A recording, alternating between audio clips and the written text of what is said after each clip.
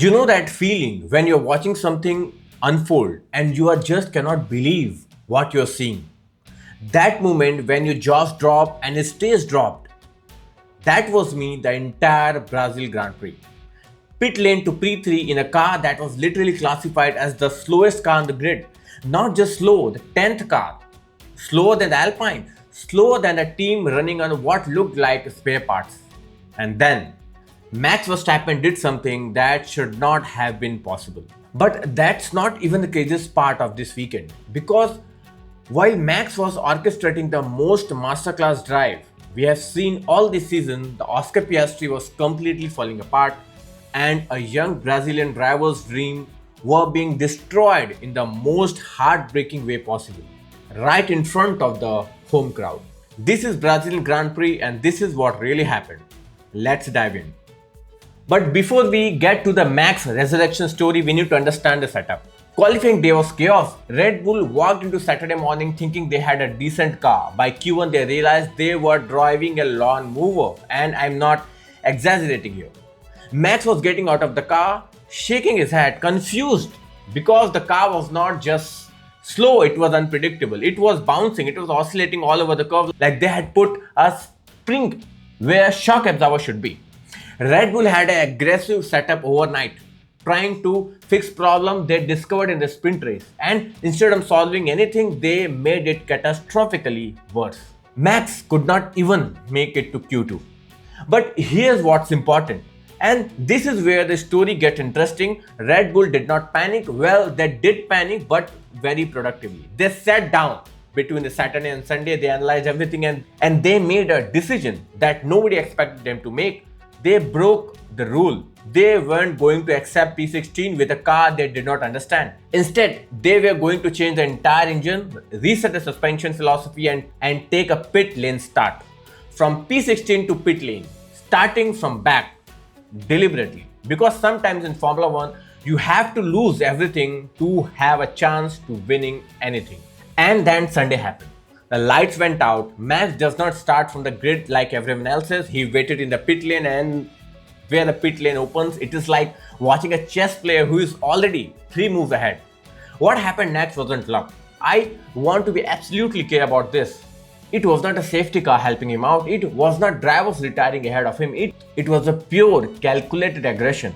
Max started making overtake immediately, one after the another. Each passing was clean, each pass was calculated. By lap 13, he was already at P13. But here's where it gets even crazier. On the lap 7, a puncture hits the tire. Not just a flat, it was a complete puncture. His tires was gone. And man who is already fighting his way through the field has to pit again, and goes from the climbing to fighting again from the second time.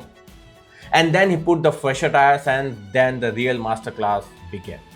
Imagine being a driver in front of Max Verstappen right now. You see those headlights in your mirror getting closer and closer, and you know who it is, you know what he's capable of, and you know there's absolutely nothing you can do about it. That's what happened lap after lap after lap. There was a moment in lap 63, I will never forget this, where he went around outside of the George Russell at turn 1. Around the outside in a car that was 10th on Saturday. George Russell in a Mercedes around a Max went around him like he's lapping a traffic. That's not just driving, that's a psychological dominance. That's the driver who is not just pushing limits, he's redefining them.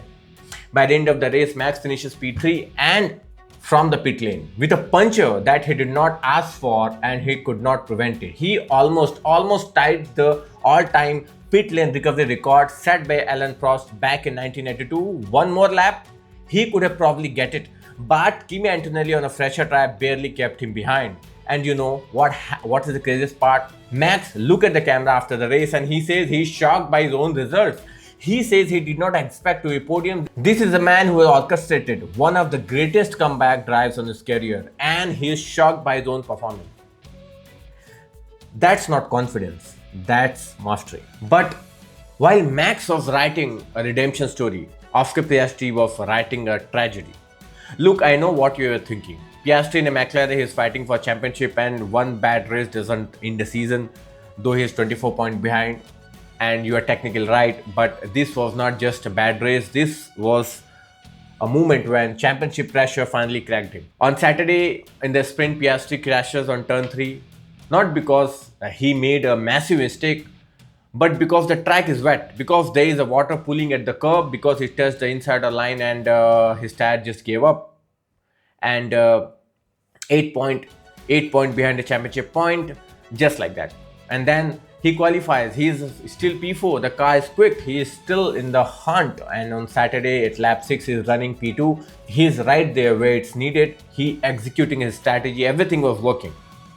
And then a safety car comes out, and on restart, Piastri makes a decision that tells you everything about where his head is right now. He goes 3 wide into turn 1. 3 cars entering the same corner, Piastri attacking Kimi and Tinelli on the inside, Charles attacking on the outside, all at the same time. And Piastri brakes lock up. That lockup is not a mistake. That's evidence. Evidence that he's under pressure. His confidence has been shaken up by Mexico. He has been damaged by Austin, and now in Brazil, it's showing on the track. He hit Kimi Antonelli, Charles Leclerc got involved, and FIA hands out 10-second penalty. Whether you like the penalty was justified or not, and honestly, that is debatable. It does not matter. The damage has already been done. Piastri goes from P2 to P5. He loses 15 championship points on a weekend where he needed to gain ground.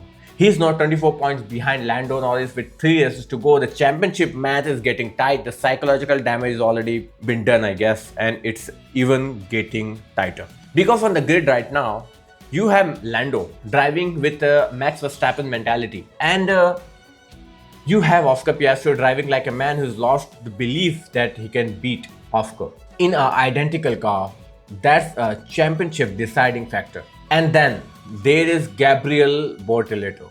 You have got this kid, Brazilian driver, racing on his home country, Sao Paulo Grand Prix. This is a dream. This is where he has been working for entire season. And he is back home.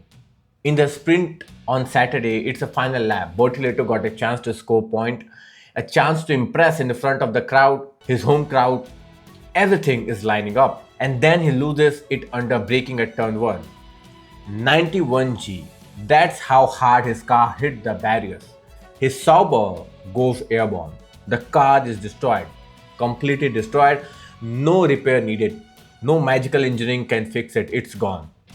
And because his sprint car is totaled, he misses qualifying for the main race.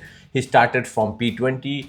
He's a young driver who did not even got to put 1 lap to get in a qualifying at his home Grand Prix. Another failure in the front of his home country. People talk about pressure affecting drivers mentally, but imagine being a Bortoleto right now.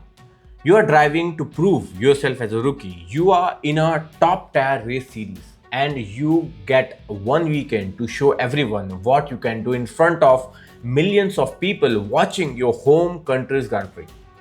That is gone. And that's gone at 91G at a braking zone. It's not just a bad weekend, that's a heartbreak played out in Formula 1 tracks. So let's talk about this weekend actually meant for the championship. Because this was not just a race, it was a referendum on who is ready for the pressure when it really matters. After Brazil, Lando Norris at 390 points, he is a leader, he is winning, he is executing flawlessly. He's got that Max Verstappen mentality when he's not just fast, he's composing the race. Oscar Piastri 366 points, 24 points behind Lando in identical car, and more importantly, psychologically not working that well. Max Verstappen 341 points, down by 49, but more importantly, he has proved he is still the most dangerous driver on the grid, where he gets even a sniff of opportunity, he just wants to get it. 3 races left. That's it. Abu Dhabi, Qatar, and the final round.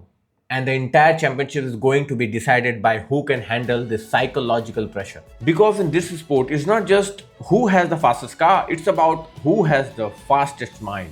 You know what I realized watching this weekend? Formula 1 is not about luck, it's about championship mentality.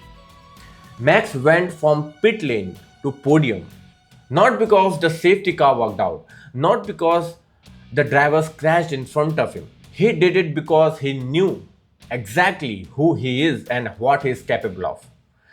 That is the mentality of a three-time world champion. That is the mentality of a man who is not done fighting. Oscar Piastri locked up his brakes under pressure, and that tells you everything about where his championship is heading. Because in this final three races, it's not going to be about who has the fastest car, it's going to be about who has the strongest mind. Brazil delivered everything Formula One should be: drama, comeback stories, heartbreak, and its championship implications. And as we head into the final three races of this season, one thing is absolutely clear: Max Verstappen is not done. Oscar Piastri is cracking under pressure, and Lando Norris is driving like a man who knows exactly what he takes to be world champion.